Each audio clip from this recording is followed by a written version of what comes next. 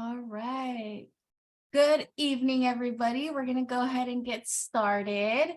As people trickle in, we'll go ahead and welcome them as well to this event. But I'm going to go ahead and introduce myself. My name is Bianca Quiñones. My pronouns are she, her, ella. And I graduated from Oregon State in 2013 and am part of the Vamos OSU team. And for your pleasure, tonight's MC. Tonight's virtual gathering features a panel of Oregon State grads who will share their experiences and insights of how they navigated graduate school after they received their acceptance letters. Before we begin, I want to remind everybody that we are recording this virtual gathering, and if you would like to remain off camera, please feel free to turn off your video. Additionally, we will be spotlighting the moderator and panelists, and at the end, we'll take questions from guests via chat or a raised hand. So please remain on mute throughout the program, but feel free to send in your questions. Do not be shy. We definitely want to answer as many as possible. Now we're going to move on to our Vamos OSU slide and share a little bit about what Vamos OSU is. So for those of you who may not know, the Vamos OSU Alumni Network was formed to provide a way for Latinx alumni, former students, friends, and supporters to stay connected, to support current students and the university, and to grow your personal and professional networks. As we plan more activities and opportunities to connect, we will be reaching out to you to participate, and we invite you to stay up to date by visiting our webpage at FOR, OregonState.org/VamosOSU. Now, I'm going to share a little bit of an agenda of what tonight is going to be looking like. I will be welcoming our moderator and fellow Vamos OSU council member, Arlen Moreno Luna. If you want to go ahead and do a little wave, Arlen. Perfect. And she'll introduce and lead our discussion with the panelists. Please use the chat, as I mentioned, to send me or Arlen any questions, and we'll address them as time allows. For those of you who sent your questions ahead of time, we will answer those first and begin shortly. So, as I mentioned, I'm going to go ahead and introduce Arlen, our moderator. Arlen is a doctoral candidate in the critical studies of race, class, and gender, that program at UC Berkeley's School of Education. Her research examines access and equity in higher education for historically marginalized students. Before heading to Berkeley, Arlen received her honors Bachelor of Science degree in 2013 and her Master of Public Policy degree in 2015. Welcome, Arlen. I'm looking forward to this conversation with you and the panel. Alrighty. Hello, everybody. Buenas noches. Good afternoon, depending on the time zone you are in, but most of everybody here, I think it's Pacific time. So good evening, everyone. It's a pleasure to be here with you all. And also thank you, Bianca, for emceeing the event tonight. And as Bianca say, I'm the vice chair for Vamos OSU. So in the future, as you plan to graduate or you move on from Oregon State, you can still stay connected with us and be part of the alumni association at Oregon State University. So before we get started, I would like to introduce all the panelists that we have here tonight. So we can very briefly just share the screen. And then we'll just allow each panelist to introduce themselves, which is part of kind of like the first question. But just for everybody in the room to tell us like a brief description of your college path and also your undergraduate, so going from undergraduate to your graduate program, and then how many graduate schools did you apply, and kind of what was the process in searching for graduate schools. And maybe let's go ahead and get started with Laura Magaña, who I had the opportunity to also be Oregon State together, and then also with Melinda. So welcome, everybody. Hola a todos. My name is Laura Cristina Magaña. I graduated from Oregon State University in 2011 with a bachelor's in bioresource research through the College of Agricultural Science, and I minored in Chicano studies and chemistry. like Adeline said, we were part of many opportunities together to meet on campus. Actually, we stalked each other. Well, I stalked more her walking by ALS and the biochemistry building. And I was part of minorities in agriculture, natural resources, and related sciences, also part of establishing the SACNAS chapter, Society for SACNAS chapter on campus. So that was a lot of fun, also with Arlene. And then I decided to, think about if I wanted to go med school or not. And my GPA was like, no, girl, you can't go to med school. So that's how I got interested in going into graduate school. I ended up staying an extra quarter after I graduated to boost my GPA up to a 3.001 to ensure that I could at least go to some type of graduate programs. Because I was interested more in the public health area, I went through SOFAs. So it's basically one common app, and you apply through different universities through that website, through the association. And I applied for 5 schools because what someone doesn't tell you that every time you go into higher education, it gets more and more expensive. And I applied to only 5 schools because that's what my budget was. And I went from there, and what I looked for for my master's was getting as far as from Oregon as possible, because I was raised here since pre-K, and I was like, I need to live in some other climate. And I applied out of state to Pennsylvania, to Texas, to Massachusetts, to DC, and I can't remember where and I did have a backup school. So always I recommend that, have a different tier of schools that you want to get into. And that's how I ended up doing my master's. But for my PhD, it was a little bit different, the process, because I knew I was more specialized and there was only certain people that I could work with. And so that's how I ended up just applying for 3 schools. And one of them was Emory, the other one was University of Texas, and the other one was UC Berkeley. And so that's something that, when you get into the different programs or more specialized, that you have to look into, like, who do you want to work with? And maybe let's go with Melinda, or you can also popcorn. Yeah. Okay, I guess I'll get started. Hi, everyone. My name is Melinda Guzman. I don't know why my last name is spelled like that. It's Guzman Martinez, but I think I needed to re-download the registration link, and I was just like trying to hurry up. But I graduated with a Bachelor's of Science from Oregon State in the Department of Microbiology, or with a major in microbiology. And during my last year of my undergrad, I ended up doing some research in a horticulture entomology lab. And I knew I was always interested in plants, but just didn't know how they'd play in my life. And from doing research there and going out to the field and like collecting insects and riding bikes in hazelnut orchards and eating blueberries for free, I realized like that was an opportunity for me to kind of expand my knowledge in that area. And I decided to apply to the graduate department of botany and plant pathology, also at Oregon State, where I ended up working with plant raspberry viruses, and also got to play with little aphids, which are those little tiny lime green insects that like to hide underneath leaves. So they're really good at hiding, and they suck up all the nutrients from your plant. So I was still able to work with insects in that regard.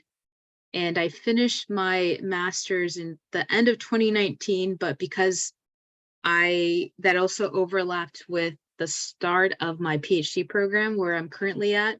I'm still in plant pathology, but this time I'm studying bacterial pathogens of blueberry. And I'm out here at the Oregon, or sorry, not the Oregon State. I'm still thinking about that. I'm at the University of Georgia.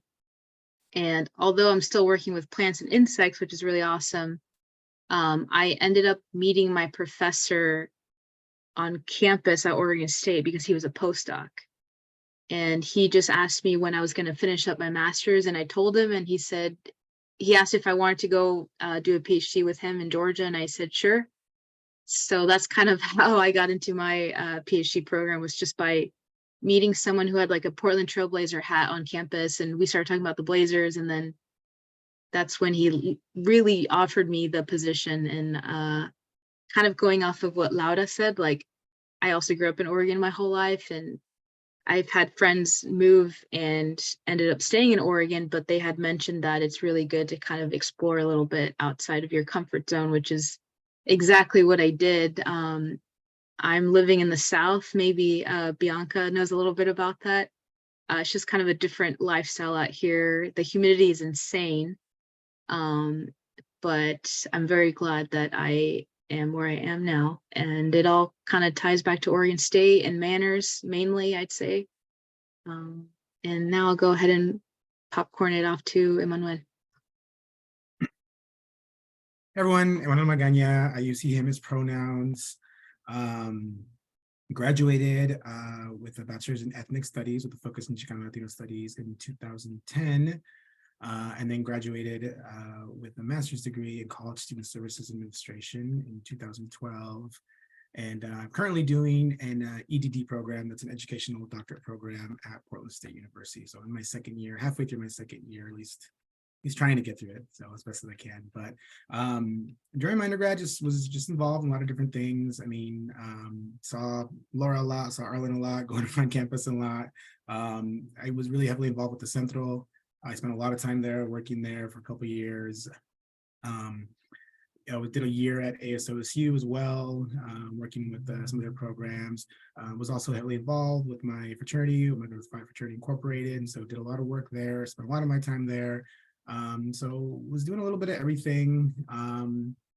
Actually, I didn't really know what I was doing, to be honest, when I was majoring and stuff. I was just taking classes to take them. I came in thinking like, cool, I'll do like athletic training. And then I was like, nah, that's a little too much math and science for me. And then, really thought about medical stuff, and it was like, no, not happening. So I really just bounced around, and was lucky enough to take a couple Chicano Latino studies courses, and was like, this is pretty cool. Like, this is awesome. And I grew up in a really predominantly Latino community, but never really learned about my own community until I came to college. So it was kind of just like, I was just hungry for it, if that makes sense. So just really kept taking those classes. And then all of a sudden I was like, you could just major in this and be done in a couple of years. And I was like, oh, all right, let's do that. So ended up doing that. And then when it came time for getting close to graduation, I was kind of like, okay, well, I have an ethnic studies degree.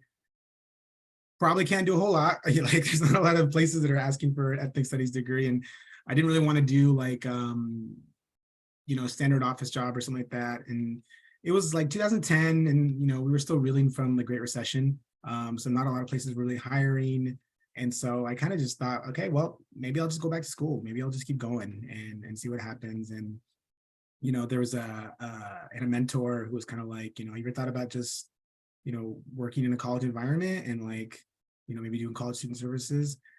And I was kind of like, wait, I don't have to leave, I can stay. And so that's really the reason why I kind of went into student affairs, college student services. It was kind of like cool. Like I loved being in college. I love being involved.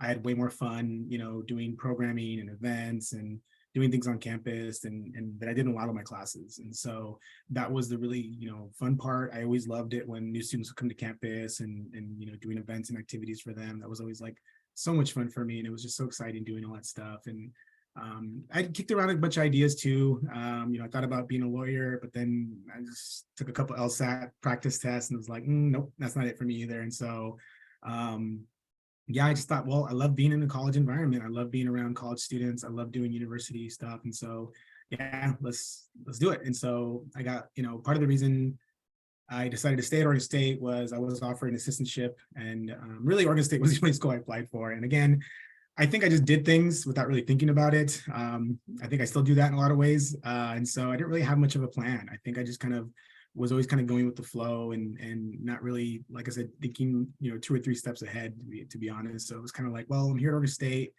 I could do the program here, and why not? Let's do it. So I applied and, thankfully got in. I remember I missed something on my application. So technically I didn't get it in on the deadline. And so that was kind of like a little bit of panic. And then I got it in and they put me on an alternate list. And then I was like, well, there goes that idea. And then luckily enough, I got in. So I was really surprised, but I got an assistantship, somebody to pay, ability to pay for school, didn't have to pay for anything except for my fee. So that was also one of the reasons too. I was like, well, I don't got to pay for it. Cool. Let's do it. Let's make it happen. And so, did the 2 years of that. And then, was working for about 10 years after that, and still really loved higher education, still really loved working in student affairs. And I had actually always thought about getting a doctoral degree. I remember right after graduation with my master's, I was like, oh, I'm going to get published, and then I'm going to do this, I'm going to do this, and then I'll go and get my doctorate degree. And then that didn't really happen. Life happened and things came up, and really kind of put it on the back burner for a long time. I was like, don't think I'm going to do this. I kind of have everything I need. I have my master's, I'm doing higher ed work. I think I'm good. I don't think I need anything more. And then there was a, higher ed type of doctoral program where I was working at. I'm working at Portland State University right now. And I thought about it, but I was like, I'm already, it's too late. And actually it's kind of funny. So I went to a conference one time, and Laura was there, and I remember we were chatting. I don't think she knows this, but we were chatting, we were catching up, and I told her, I think you were doing your master's or your PhD, I can't remember. Yeah, I was already at Berkeley. Yeah, that's what it was. So I don't know if you remember this or not, but you had mentioned, I was mentioning to you, I was like, for what? I don't think I need to do it anymore. And you kind of just encouraged me. You were like, why not? Why not just do it? Like, if you think if something you've always wanted to pursue, it's like, you should do it. And I was like, you know what? Maybe you're right. Maybe I should just do it. So there's nothing really, I kept making up the excuses of life, but life is always going to happen no matter what. So I was like, screw it. Let's do it. Let's make it happen. And so I applied. Actually didn't get into it. Initially, I did not get into the program the first time around, and honestly, it was a bit of a blessing in disguise. I had a lot of health issues the following year. The year I would have gone in, I had a lot of health issues, was not doing well with my health, and so, took care of that. I can only apply every 3 years to that program. So the next 3 years rolled around, and I was like, all right, let's make it happen. I remember the first time I told everybody, I was like, yeah, I'm applying. It's gonna be so cool. I'm applying. I'm so excited, and I didn't get in, so I was like, God damn it, now I got to go around and tell everybody I didn't get in. And so that was such a bummer. So the second time, I remember I didn't tell anybody. I told absolutely nobody. I think I told, the people that were reviewing my stuff and my letters of rec. That was the only people I knew. I wasn't really telling my family. I didn't tell anybody until I knew I was going to get in. And then once I got that letter, I got it. I was like, okay, I guess now I'm gonna have to tell everybody. And so, now that's, like I said, it's been a year and a half, a little bit more than a year and a half since I started my program now, and it's definitely going. So it's making the best out of it. I'm enjoying it. So Yeah, thank you so much for sharing your amazing pathways to like where you are now, and also where you're heading to or hoping to go. And for all the students here tonight, I think like the major theme here is like you might have one idea like where you want to go, but I think at each point there's going to be different junctures or like different very big like special moments in your career that it's going to set you up to like the next track, and also see it as in like the point where you currently are, it's going to be like the stepping stone for the next one. And maybe sometimes you might feel like it's like a moment when you're like feel stuck, but no, it's like actually the moment where you're like getting ready to take off for the next like pathway or the next branch you're going to take on. So going off to the questions that some of the attendants submitted for tonight, one was, so what was something that you wish you knew before or like applying for grad school? And a lot of times it could be like a lot of hidden stuff that if you're not part of, like if your parents did not go to receive a higher degree, or this is many times it's called like a hidden curriculum that we're not aware of. So maybe just share some of the things that you'll wish you knew before, or at the same time when you're applying for grad school.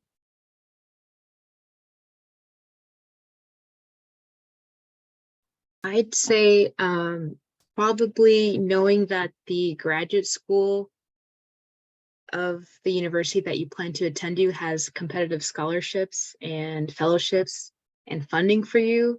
I didn't know about that until I had already was pretty much finishing up my master's at Oregon State. And when I looked at it, I was just like, well, I have a competitive GPA to apply to these. Like my research is in ag, especially like there's some very specialized types of fellowships within the graduate school. And I just wish I had known about that earlier. And that same year that I graduated, so in 2019, the Department of Plant Pathology, of Botany and Plant Pathology, they had just created this diversity pipeline fellowship. and it would cover any OSU undergrad student pursuing a graduate degree at Oregon State in botany and plant pathology, and they would fully pay for it. And the fact that, oh, I just missed it by a few years, but I think that's a great way to like funnel like more students, especially like because it's targeted for diverse groups. And so that's a really great way for like retention of our underserved community within the agricultural field, because there's not a lot of Latinas in agriculture, and very even like far fewer in plant pathology. There is like an annual research meeting conference for the people that are within my field, so plant pathology. And I've met one faculty from North Carolina State University who is part of Manners, part of SACNAS as an undergrad growing up in California. And then she also noticed that there's just like way less Latinas in plant pathology that are from like born and raised in the States. And she was just kind of discussing that a lot of departments, doesn't matter what state you're in, they do end up receiving either a lot of out-of-state students, a lot of predominantly white students, and a lot of like non-US citizens. And in that, like people that are from, like, for example, my current department, there's a lot of students from the Philippines, because there's a professor that does a lot of work there. So he's really great at attracting a lot of grad students. And she was just asking me like how she still attends SACNAS meetings, and the fact that she just sees so much promise in like all these students attending the conferences. And she was just asking like, why aren't we keeping these students within like agriculture, and why are we not keeping them within plant pathology? And so I was just like, I don't know. But yeah, so just understanding that there's funding out there that you can apply for. And I've been fortunate enough that mainly in agriculture, at least, like your funding is pretty much set and you don't have to worry about it. But that cannot be said about like maybe liberal arts focuses, and maybe someone else can talk more about that. But I was also very fortunate that I had my master's and currently my PhD funded for.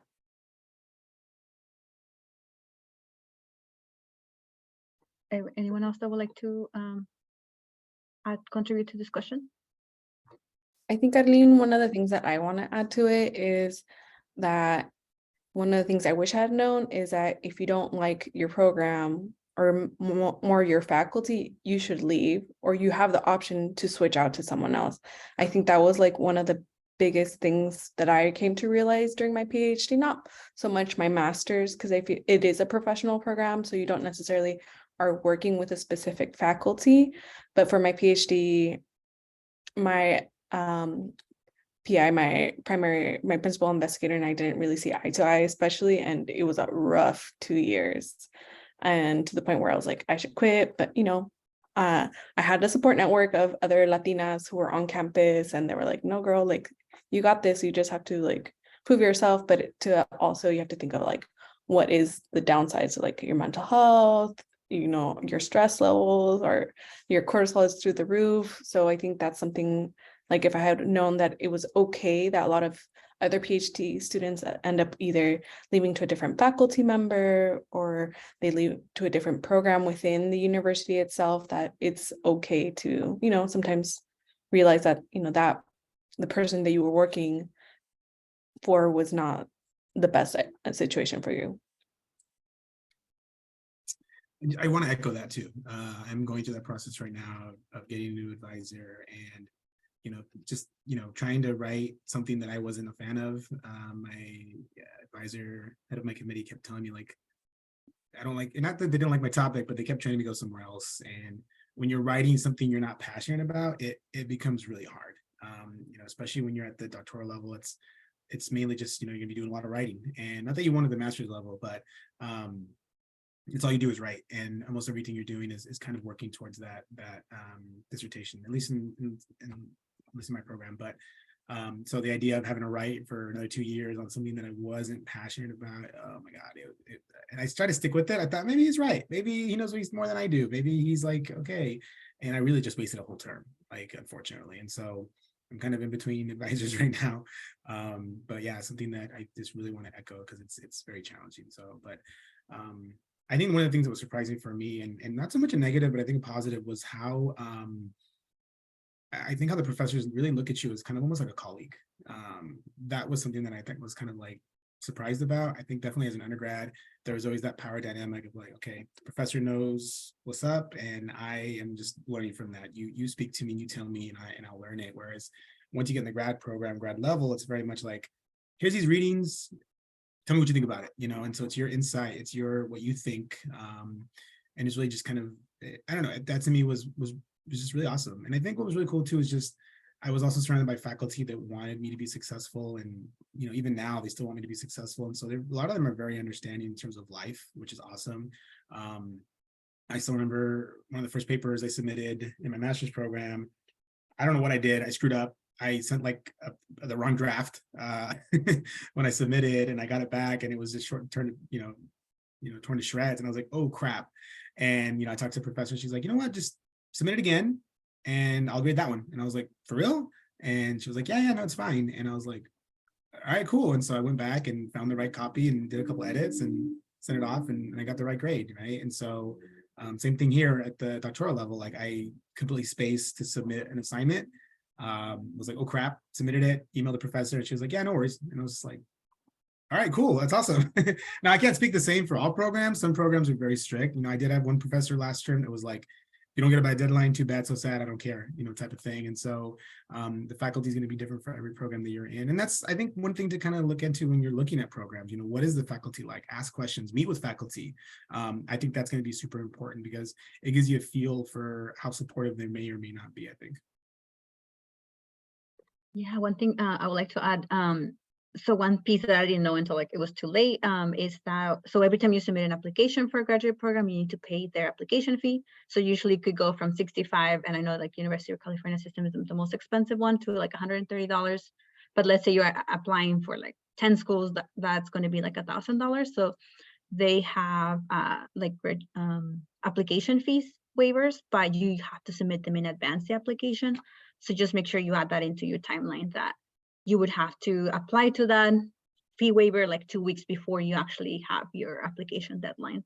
And it's just for you to get like a code or something, so that when you submit your application, you will be able to put in the key code and then your application, you don't have to pay for that fee. And then the next question I would like to ask, so how did you all decided which school or program to accept? I don't know if you all have different acceptance letters. And then also particularly, what were the key factors that kind of influence your decision? I think the way I accepted my master's versus my PhD was different. My master's was like, how far can I get away? And I think that's the school I picked. And for my PhD, it was more based on the research, the experience that I was going to get, the funding opportunities, also the network ability of the school, also the ranking of the school. I took all those into consideration. And I met with both professors that I was debating on being in their labs. And I ended up going with the professor that had the most experience, which was at Berkeley, because the other professor I interviewed, I loved her research. It was in Texas, involving like migrant workers exposed to tuberculosis and what are like probably environmental like factors that could be affecting them, that make them succumb more to the infections. But she was really brand new, and she was just establishing her lab. Her network wasn't necessarily there, so she was just basically starting up. I was going to be her first PhD student, and one of the, having like been able to work at the CDC, I was able to meet a lot of other PhD level colleagues, and a lot of them told me that sometimes the experience does matter, because they have that network established, and you kind of skip over the bumps of the road of establishing a road for the first time. But also the downfall of an established professor is that they have so much stuff to do, meetings, that they're flying to conferences, they're reviewing papers, they have their own courses that they need to teach. Maybe they get called to be like a subject matter expert for some court case, and they don't have time for you sometimes. So you have to be very independent. And so that was like one of the things that I needed to think of, like, where do I really want to go? And I feel like I'm more like hands off. And I was like, okay, maybe I don't want to necessarily like go through the turmoil of being with a new professor that's just establishing their lab. So I think that's one of the reasons why I chose Berkeley.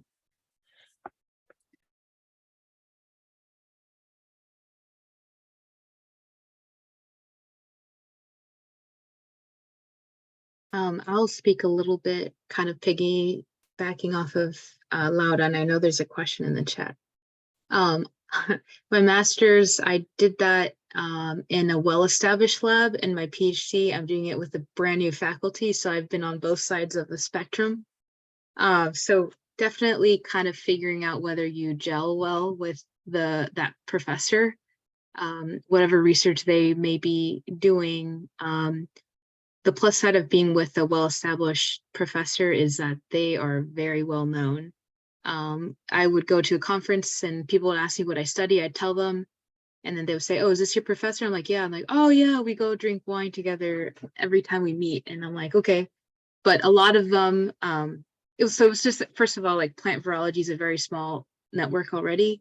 So once you know one person, then you're connected to everybody else.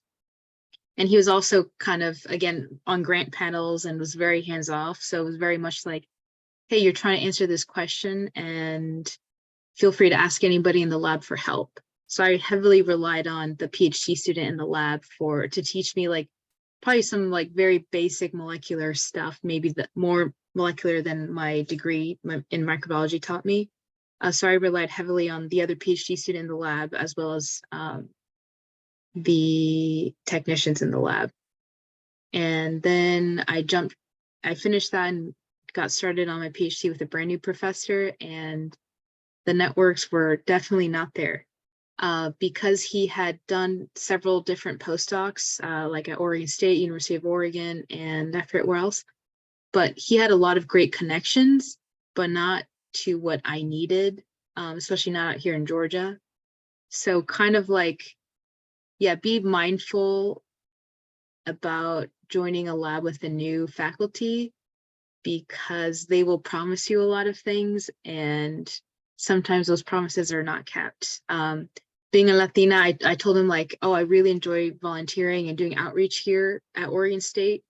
I would love to continue that at University of Georgia. And he said, of course. And I told him I would love to also go into like elementary schools and do some class, like do some plant science learning stuff, which I've done again here or there at Oregon State. And he's like, of course. He's like, I'll connect you to everybody. Like he's like, I directly cannot help you, but I will help you find the people that can. But I also moved out here in January of 2020, and then the whole world shut down, and that just did not leave a great note for me. But it's definitely gone a lot better. And I have found that in grad school, you definitely have to be your own advocate. When there's like, if you see an email that comes across your way and it says like, hey, free, or not free, but like apply to the summer grant, don't ask for permission, just go ahead and apply, and then ask your professor, hey, I need you to write a letter of recommendation. It's due in 2 weeks. Can you make that deadline? Like I definitely had to do that a lot more. So it's definitely a different learning curve for me. Where although in my master's, it was very hands-off with my project, here it's like he's very hands-on with my project, but outside of that, it's all kind of like on me to do all these kind of extra things. So it's definitely taught me to be more diligent in pursuing other funding sources or any awards or something like that. That's definitely had to be more on me, and finding my own resources out here as well, and making my own connections by attending events, and kind of like putting my name out there, because it could be kind of scary. I think and I think about, my choices. It's really done out of convenience.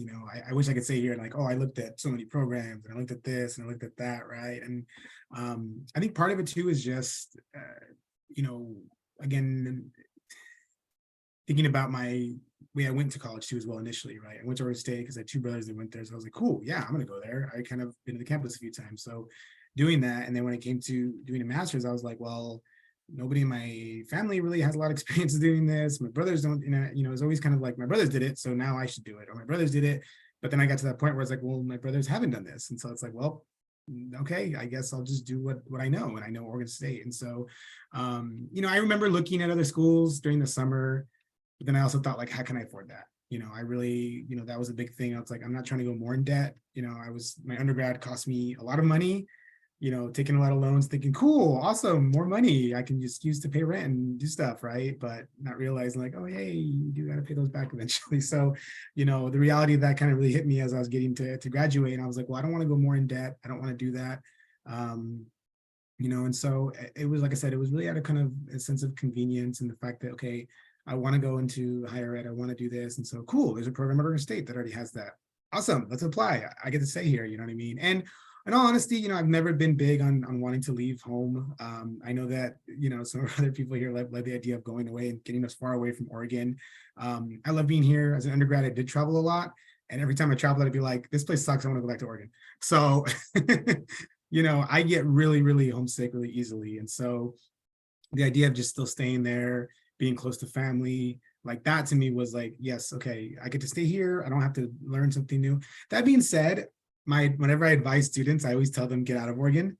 I tell them like, leave, because my transition from graduating, so being at the same place for so long, and then eventually, going to just another city, which wasn't even that far, like literally like an hour and a half from Corvallis to Portland, was such a tough transition for me. Like I struggled immensely. And so I always tell students, like, get out of Oregon, go somewhere, don't stay unless you have to. I get it, circumstances, family, life, things happen, but get out so that you know what that's like. And guess what? Home's always going to be home. You can always come back. It's not going to go anywhere, right? And so, because I have a lot of students like, well, I don't want to leave. I'm scared of this and that, right? But it's like, go try it. And like I said, I don't regret my decision, but I definitely think it would have been, my transition after graduation would have been a lot easier if I had gone somewhere else or experienced different things. Because there's a common expression in higher ed. It's like, well, my previous institution, and that's literally, I was saying all the time, like, well, the way I used to do it or the way we used to do it. And so, because I didn't have a lot of experience in a lot of different places. And so, and again, with going into a doctoral program, kind of similar thing, right? It was a little bit more out of convenience because I work at PSU. Hey, I got a 70% discount tuition. Let's do it. I'm down. Like, I'd be dumb not to, right? That's the way I thought about it. And so, and again, it was a higher ed specialization. So I thought, cool. And, I thought about really career advancement. That was kind of one of the things that was really pushing me as well. And so, that was a major factor because again, I thought about, oh, it'd be cool to go down to some other school. And I really thought about it, but again, life circumstances happened for me. And I was like, well, I'm not going to be able to move anytime soon. I could wait a really long time, but, at that point, so I was like, okay, cool, let's do this now. Like I said, I didn't get in the first time, applied again the second time, got in. And I did more homework though. So when I did my master's program, I didn't do really much homework. It was like, cool, it's a program. I know one person that kind of does some work in it. Let's apply, let's figure it out, right? With the doctoral program, it was definitely more about, okay, I want to know the faculty. Let me meet people in there who are potential mentors, who are potential people that could be, potential community members. So I definitely did a lot more of that type of legwork. And again, it was easier because I was on campus, I was working there, and I could literally just send an email and be like, hey, do you want to meet up for coffee? I have an interest in your program or the program that you're teaching. And so I did a lot more of that, which was definitely, I think, a little bit better. And it gave me an idea. And I also met with like people that were in the program too as well. And that was super helpful as well too, because I could get there like, okay, what is that like? How do you do it? And so, yeah, it's again, I think it's great to want to go somewhere else. I think you should, if you can, but I also know that life happens, right? There are circumstances and you need to take that into account, right? And there's nothing wrong with going to the same institution. There's nothing wrong with going to an institution that's close to home, especially if you get homesick really easily. There's some things to say about like, prestige of a university, like, yes, but at the same time, it's like, think about what you want to do with your career. If it's networking is really important to you, and if you want to build a network, then yeah, go to a university that's going to be prestigious and have a lot of connections. Yeah, that's awesome. If you're thinking more like, okay, I just really want to get this education, I want to learn something new, because at the end of the day, whether people like to admit it or not, most education that you get is going to be similar in most places. So if I get a degree here and this, it's going to be very similar to the education I get in another university. Really what makes those things different is just access to resources, access to professors, access to networking. But yeah, and then Bianca saying, don't go to the same institution for all 3 degrees. Good idea. Although I do know some faculty and some people that have done that and they're doing great in their career. So again, you don't have to, you can, it's just do what's best for you. Listen to, people around you, get that influence, do what you can. But again, at the end of the day, I think you need to do what's good for you.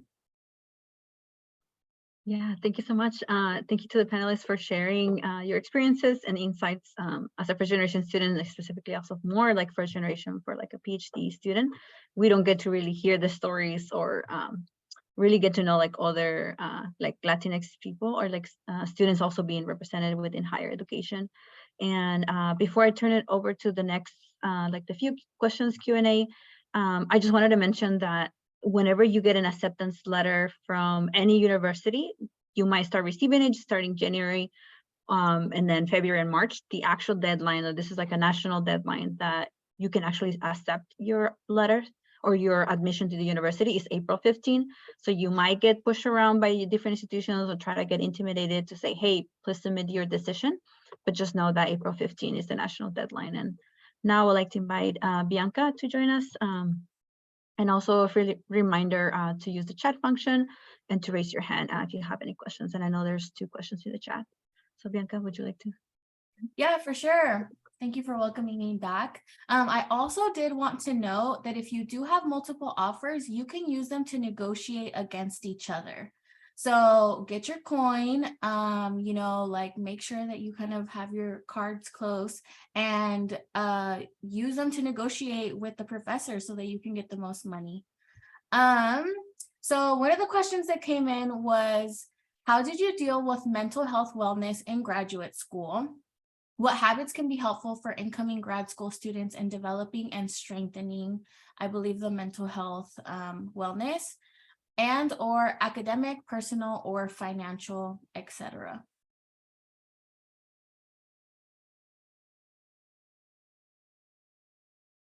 This is open to everybody. I think prioritizing mental health is super, super important. Surrounding yourself with a community is going to be really, really important. Finding people that kind of go into the same thing. And that's also one thing to look at when you're going to a grad school. Is it a cohort model or not, right? And so I've been very lucky to do cohort models. And so I've had pretty much the same people in all my classes. And that's been super helpful because you can just kind of like vent to one another. And that's super helpful, but also bounce ideas off one another too as well. And so I think it's important to prioritize that. During my master's program, again, I was lucky because again, I stayed at the same institution. So I had a really strong network there.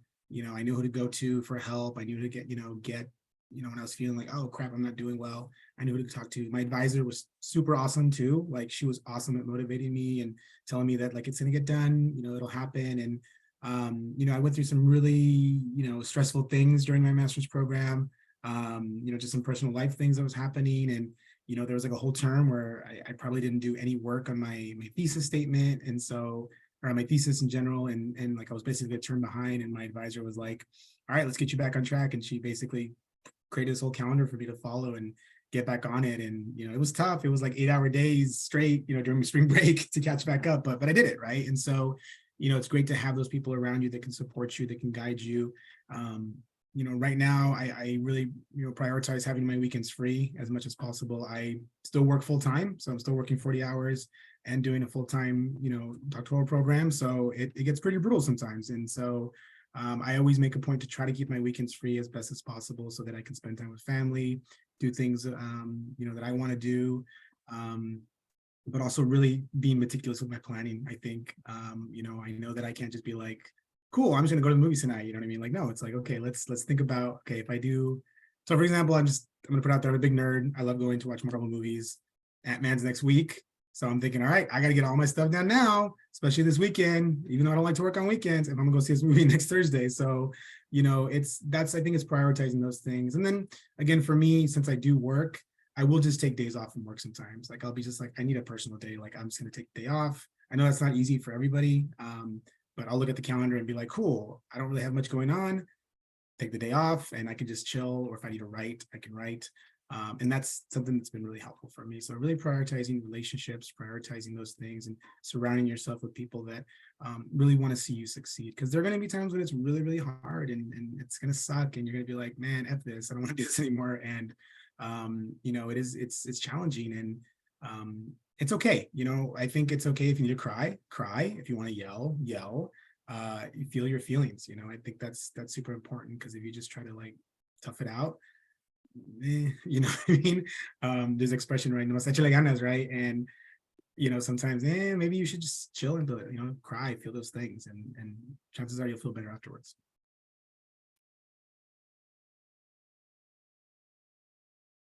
Would anybody else like to add?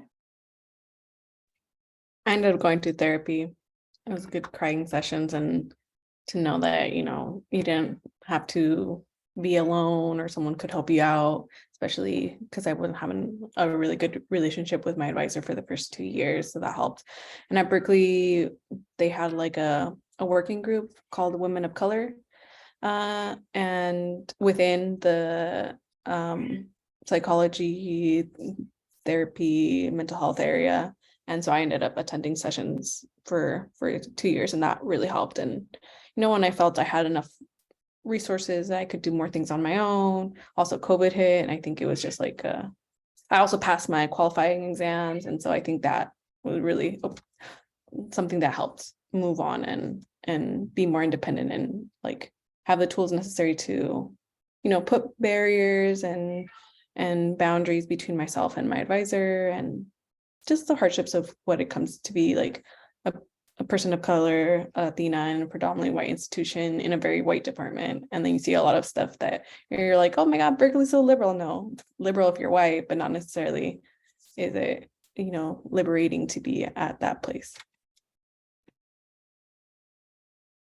I'll add a little bit more.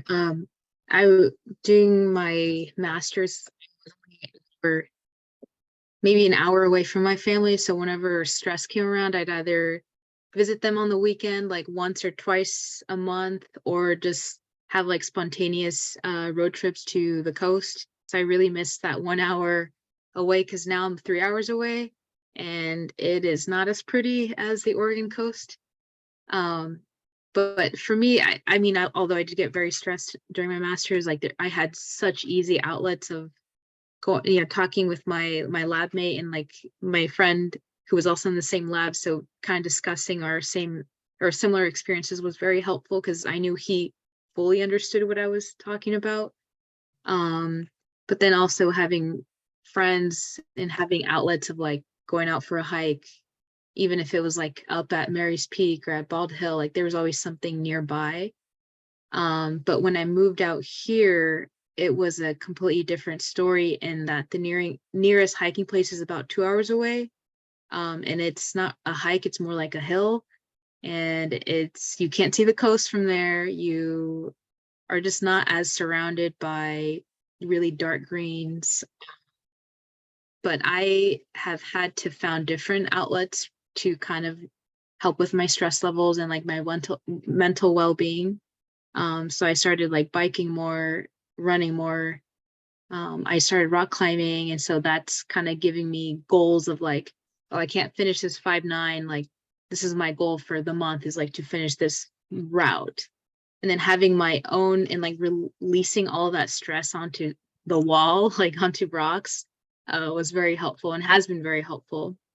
But I've also been fortunate in that my professor understands that sometimes we just need a break from school, even if it's on a Wednesday. Like, I could text him or call him and say, hey, I don't feel well. I'm not going to come into work today. Is that fine? And he'll be like, yep, because he understands that life happens, or that sometimes you just need a break. And there's been times where I've just been going really hard throughout the week, like doing field collecting samples in the middle of August. So it's like 98 degrees outside and like super high humidity. And so you're sweating like crazy. And he'll usually tell me like, hey, don't come into work the next 2 days, because he knew I was out in the field and just like working, collecting data and stuff. So that was something also that I really appreciate from him, being like a younger-ish faculty, is understanding that your mental health is important, and he knows that his students need to be mentally like well and feel safe for them to come to work and do work, I guess, and do well in their work. And so I also find that to be very helpful, and I appreciate that. Last question, and we are also about to come up on time, but so as we know, education and politics are closely related, and oftentimes politics can be attacking the institution of education as a whole. And so Oregon State is in Oregon, which is historically very blue. And I think just even like the institution itself and kind of like the pedagogy is pretty liberal. And so how can politics impact your research, or state politics impact the work that you're doing if you move to a blue state, or maybe a more conservative institution? So like private schools, religious schools, etc.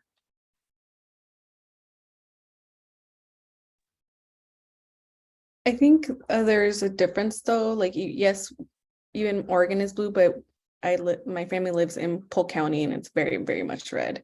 And even though Berkeley was blue, you could say it's a very like old institution, over 150 years, and they are very set on tradition and keeping things a certain way. Like, yes, we all remember in 2020, all the universities were releasing their Black Lives Matter statement. But that same semester that it happened, my department went on a faculty search, and they didn't have one Black or Indigenous or Latino person on their hiring, like as of the candidates. So it's just like, even in my department, that, we're environmental health sciences, that we're like, oh yeah, public health, we have to account for all the stakeholders. And I think it's one of the more conscious disciplines about incorporating different aspects of our livelihoods, when maybe a little bit of humanity. I feel that sometimes even that, like, you do have to like ruffle feathers. And we did write a letter to our department. We threatened to like put it on Twitter, and we ended up getting the dean involved. And I think that, every time, it doesn't matter. Like, I feel like a lot of professors tend to say like, oh, once I get tenure, I'll speak out. But no, like, you should speak out if you don't see something right. And, Adelina and I were together when we went on strike. The whole University of California system went on strike. And just because we're a blue state doesn't mean that things are not right. And so that's something that we need to think of in our disciplines, like what are we as change makers within our disciplines, within our institutions, within our communities, how we can get involved.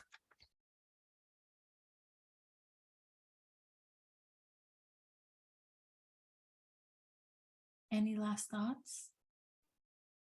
I think when you're looking at programs too, it's important to look at I guess, the health of the university. I don't know if that makes sense, but right now enrollment numbers are down like nationwide for almost all universities, and that's really impacted a lot of universities in a lot of different ways. And so it's kind of funny because when I went to my master's program, my program was in a bit of a flux. They didn't know where they were going to be, and so that kind of impacted things as well. Right now, my institution right now is in some pretty dire straits right now, and so they're looking at some major cuts. And there's a possibility that the department I'm in right now, at least in terms of my program, might see some major cuts, and it's made kind of difficult in terms of getting a hold of some faculty, because they're like, oh, sorry, we're in the middle of this review, got to make sure we submit things. Like, I have a professor I emailed like 2 weeks ago and is barely getting back to me today, and saying like, hey, sorry, so I think that's something to kind of consider as well too. I mean, the politics of your state and what's going on will have an impact in some way, whether maybe not a huge impact, maybe a small impact, but it will, right? And so you have to think about, what does the funding look like for your institution? Are they funding GAs? Are they funding fellowships? And if you go to a university where money's tight, you're going to have maybe a harder time, and it also depends on the program, right? If you're doing more of the humanities, then funding is going to be really tight. There might be enough money to go to conferences. There might not be money to do those type of things. And so it's something to kind of think about when you're looking at institutions and how they support certain things you might want to study. And so humanities, education, those type of liberal arts, oftentimes don't get the big funding, right, that some other programs do. And I'm not saying a lot of programs get a lot of funding, but it's something to kind of think about when you go into those things. So kind of perpetually always trying to look for the next dollar. Like, I don't think I've ever been part of a department or university or institution, or I don't say university, but department or program that had money to just throw around. So I've always been jealous of some of my colleagues over in the School of Business.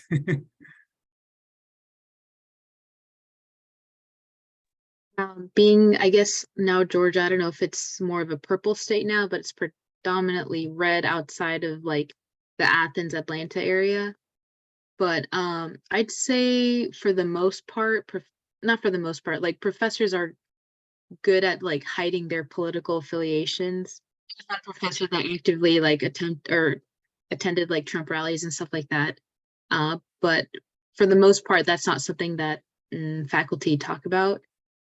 But yeah, so it is kind of like interesting being in my previous department. Everyone was pretty much like blue, I guess. And now it's like it's a free-for-all out here in the South. But you just kind of it's just kind of life. Like no matter where you get a job at, you're gonna have to get used to being comfortable and understanding that just people are gonna have different viewpoints as you, but that shouldn't mean that other people are also kind of like pushing their own agendas onto you or claiming their political beliefs as the correct ones. But yeah, I'd say people are pretty good at not throwing things like that in your face out here.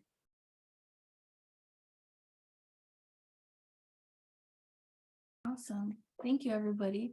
Last thing I would add is that if you are looking to study something with like critical race theory, different states have different laws around that. So something to consider as you're looking at your institutions and where they're located.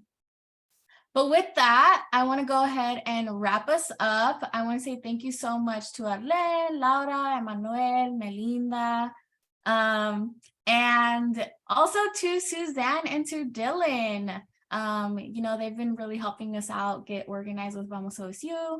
But I also wanted to share a little bit more about different opportunities for everybody to get involved. A friendly reminder to visit our website, which is oregonstate.org/VamosOSU. And Vamos OSU is together, one word. And here you can find recordings of this event and our past events, and you can also join our network to stay up to date with upcoming events and activities, such as this gathering that happened in Portland, I think a couple of months ago, which I heard was really great. My parents were there, representing the Quiñones clan, and they said that it was great. So for other opportunities like this, you can definitely go to the QR code and make sure that you're getting information from us. Additionally, on our next slide.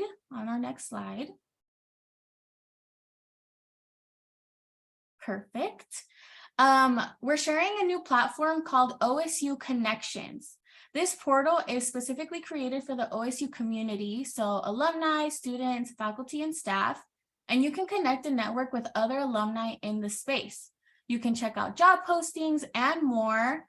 And to learn more, you can either go to the QR code or visit osuconnections.org to join today. Last but not least, we value your feedback and want to know how we can improve our offerings. An email will be sent to you in the coming days to share your feedback about this event and provide us with ideas for future topics and conversations. Please let us know what you're interested in, as of course we want to meet the needs of our community and our stakeholders. And again, thank you to our panelists for being with us this evening. Thank you all for coming as well. We hope that you learned a lot. And, if you are applying to graduate school or you did get in and you're kind of weighing one against the other, I hope that this was super helpful. Everybody have a great evening and be well. We'll hopefully see you soon. Bye. Thank you.